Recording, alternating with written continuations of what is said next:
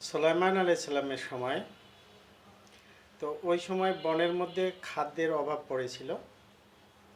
তো বন থেকে বাঘগুলো লোকালয়ে আসতো, লোকালয়ে আসে মানুষ ধরে নিয়ে যেত।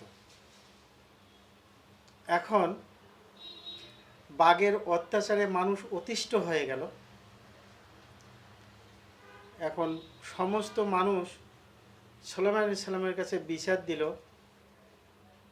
যে, সুলাইমান আলাইসাল্লাম,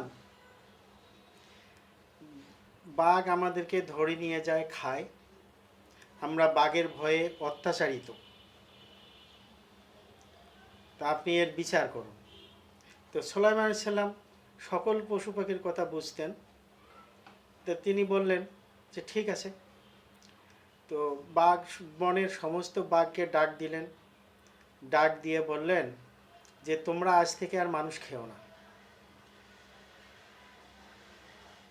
তো কি করব? যে তোমরা মানুষ খেও না, তোমাদেরকে কেউ আক্রমণ করবে না।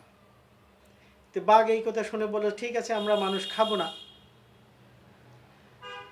এখন বাঘ করছে কি, যে লোকালয়ে এসে যেখানে সেখানে শুয়ে থাকে। তো যেখানে সেখানে যখন শুয়ে থাকে, তো মানুষ দেইকা লাঠি দিয়া বাঘরে পিটানো শুরু করে দিছে। পিটাইতে পিটাইতে এমন অবস্থা যে এক একটা বাঘের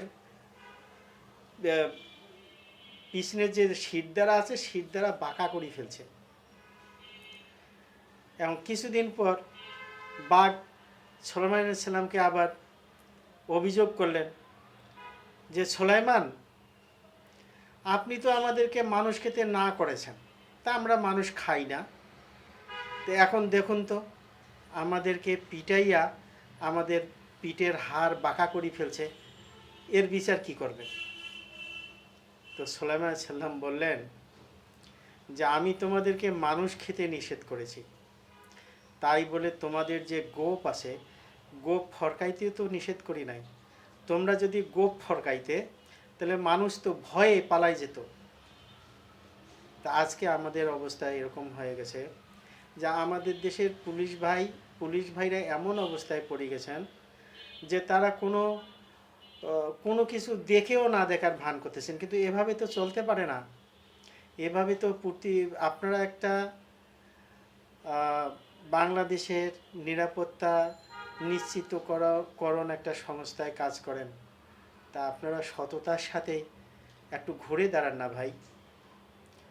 সততার সাথে যদি ঘুরে দাঁড়ান, তাহলে দেশের মানুষ, অনেক মানুষ আছে যারা শান্তিপ্রিয়, তারা শান্তি চায়, তারা ভালোভাবে বাঁচতে চায়, নিরাপত্তা চায়।